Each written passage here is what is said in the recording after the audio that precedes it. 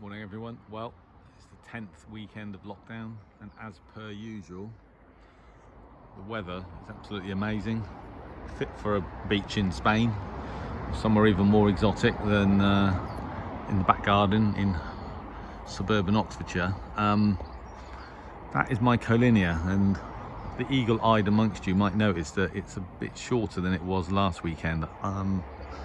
By Saturday morning, the sort of, when I say the bad weather, the rain and what have you had mostly stopped, and it was very sunny, but it was still very windy. And I think I mentioned that my Collinia was kind of swaying around in the wind quite a lot.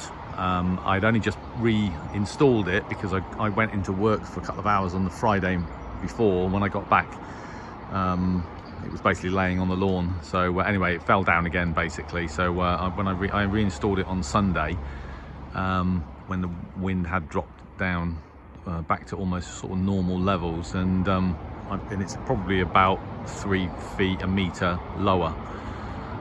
I took the opportunity actually to take the whole thing apart, and when I took it apart, a couple of the radials fell off, and the actual antenna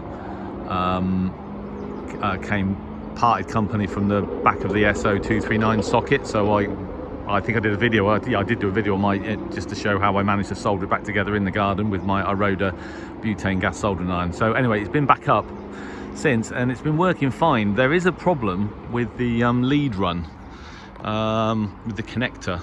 I checked the SWR and it was 6, but then I kind of waggled the connector a little bit, and it went down to sort of 1 point something. I did actually give it a little bit of a trim because the SWR was just over 2.1, and I've given it a trim and put it back together. It's now about 1.8, but I've got an intermittent fault on the connector on the RG58, which I need to resolve at some point. It was obvious because I started transmitting on it, and after 20 minutes I hadn't been decoded at all. So I plugged my Mitrovna antennalizer into it, and the SWR was 6 point something. So, but anyway, they're really useful antenna analyzers, because if you've got a problem, just plug it into the other end. And I came out into the garden and just sort of like moving bits around and wiggling connectors, and found it pretty quickly. So anyway, I'm transmitting this morning on 2 meters, as I have been doing in the background for weeks, and been decoded all over the UK, and I'm hearing other stations, so it's definitely working now. But I'm hoping that it's not a permanent fix, but I'm hoping it's going to stay up now for several months at least. This weekend is all about antennas. I mentioned to you guys previously that I've been looking at designs for a top band antenna. You know, we have our skeds on a Friday night, and it starts on top band 1.845 megahertz, and then they QSY to 80 meters. And since I've been operating from home, I've only been able to join on 80 because my G5RV doesn't match very well on top band. The other G5RV I've got in Abingdon did, but it had like 50 or 60 meters of coax attached to it and would match perfectly, and used it. But I've tried the same thing here and it doesn't work. And I've been, you know, investigating potential antenna options for top band, and most of them are just a nightmare because they require very, very good earthing, ground plane radials. The antennas themselves are obviously very long. You know, half wave is 80 meters, full wave is 160 meters. And although I've got a reasonably sized garden, and there's basically space behind it, it's just a pain. But anyway, we were doing the sked last night, and which kind of spilled over from 80 meters onto 2 meters, and we were talking till gone midnight. And two of the guys there, M0UHF and M0KEP, were basically advising me just to try something. So which basically involved, I've just been to Screwfix actually, did a click and collect, and I've just bought an earth rod, a 4-foot earth rod, which I've put in. I sort of basically been watering the ground for about an hour before I hammered it in. It went in really easily, and the idea basically is to earth the MFJ and matching unit. It's got an earth it's got a wing nut and a thread on the back of it. It's to earth it instead of using a counterpoise, and then basically just attach a wire back of the MFJ's got like banana plug sockets, and basically what they're saying is if you attach a wire to it, measured to about 36.5 meters, which, taking the velocity factor into account, is what a quarter wave would be, because the signal is not going to be moving at the speed of light. So 36.5 meters is what they're saying is a quarter wave for this antenna. And I haven't sat down and gone through the maths myself. I could do, but to be honest with you, I'm going to trust them on that one. It sounds about right. And then I'm going to solder a banana plug to it, and then plug it into the back of the wire. There's three banana plug sockets in the back of the MFJ 949E. One for an unbalanced wire, and then two for a balanced wire. You do have to put a jumper between the wire and the unbalanced if you're using a balanced line, but it's just simply a case of measuring 36.5 meters, soldering a banana plug to it, plugging it into the back of the MFJ, running a cable to the earth and attaching that to the earthing point on the back of the MFJ, and then measuring the SWR with my Metrovnet analyzer. And they are telling me, well, M0UHF has done this already at his QTH, and he said that he doesn't even need a matching unit. It basically, he can just run it straight through, and it works perfectly on his setup. So there's going to be some sort of geometrical differences in terms of how I'm going to run 36.5 meters around the garden, but the basic theory and the concept is basically the same. So I'm going to do that today.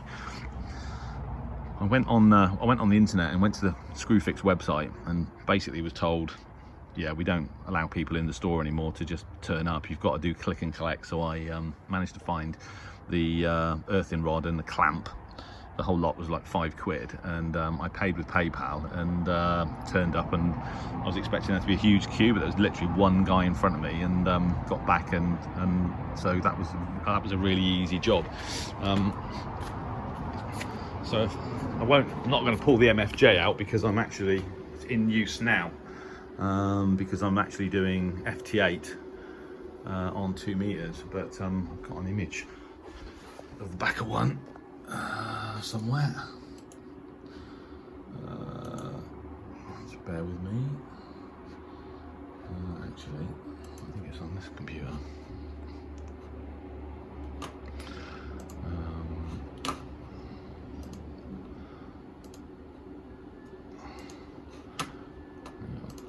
If I just go rear panel MFJ 9. So what I've got an MFJ 948 and I've got an MFJ 949E, but the rear panel on these things is basically the same.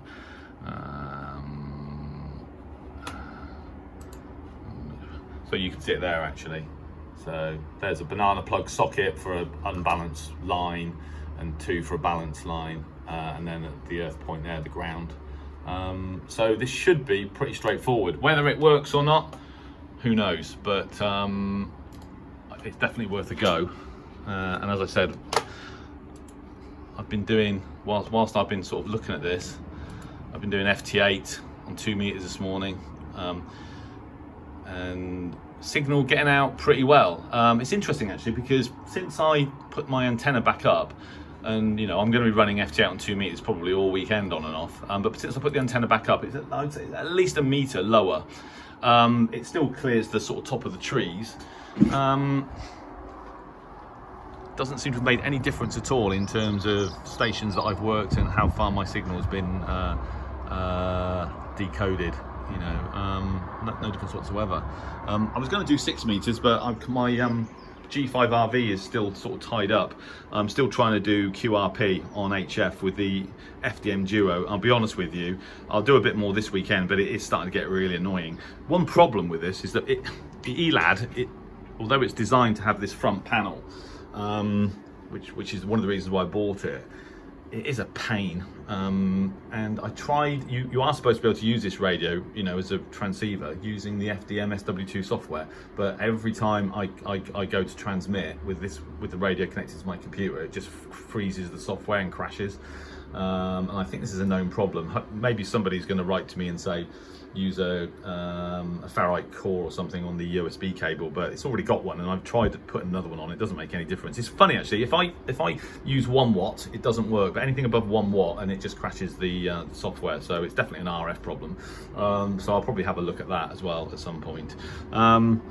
Just going back to the my antenna for top band. So 100 meters of equipment wire is what I'm going to use.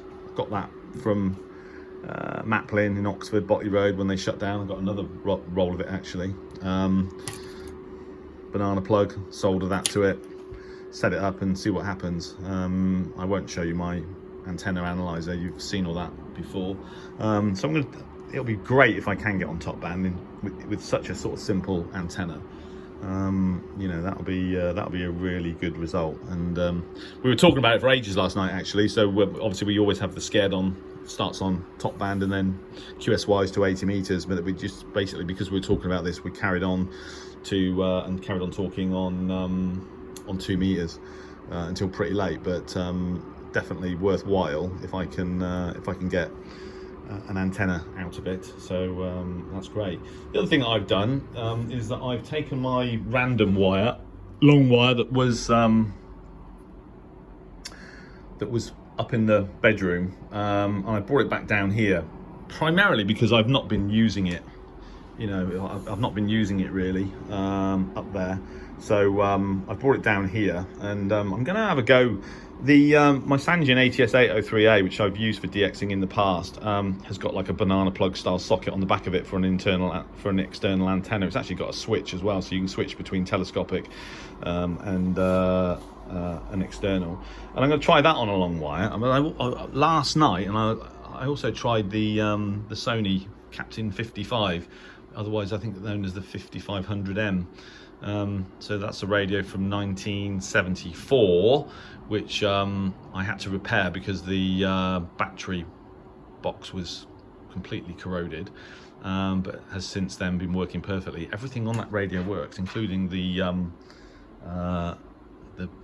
signal strength meter and even the little backlight, touchwood.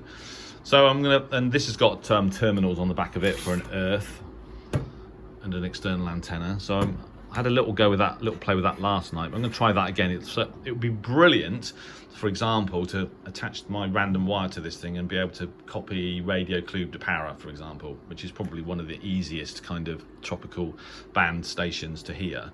It would be amazing to hear that on this old radio.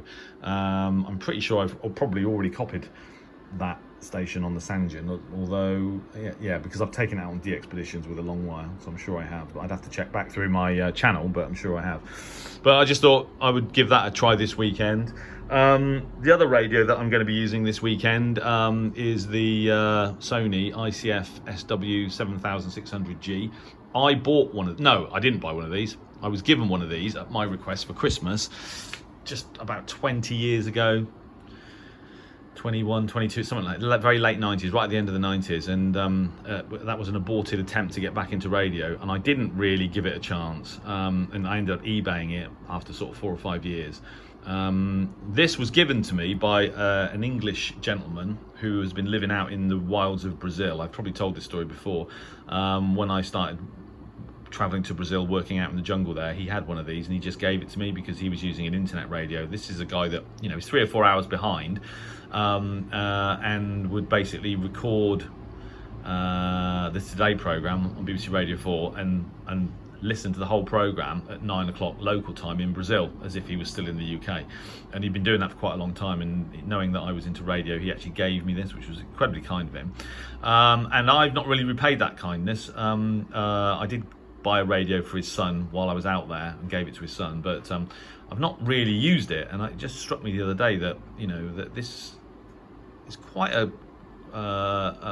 well-performing radio. It's got synchronous detection, and it's got wide and narrow bandwidth filters. Actually, I'm saying, has it got wide and narrow bandwidth filters? Actually, I'm not sure that it has. It's got. You can select upper and lower sideband, and obviously it's got sync as well. I mean, I haven't actually, I've never actually really used this. I used it when I was actually in Brazil, but I've not actually really used it, in the UK. The performance of this is supposed to be similar to my ICF SW55, which doesn't have synchronous detection, but that radio does have audio bandwidth filters, wide and narrow options. So yeah, I'm going to have a little play around with that as well. So that'll keep me busy for a while. So yeah, so as I said, today is really mostly about building my very sort of simple antenna for top band for 160 meters, and be interesting to see whether that works or not. I don't know. I'm sort of still feel a bit skeptical about it. It all seems a bit easy after having sort of scrolled through a lot of very large and some of them quite complex antennas for top band, but you never know, and let's see what happens.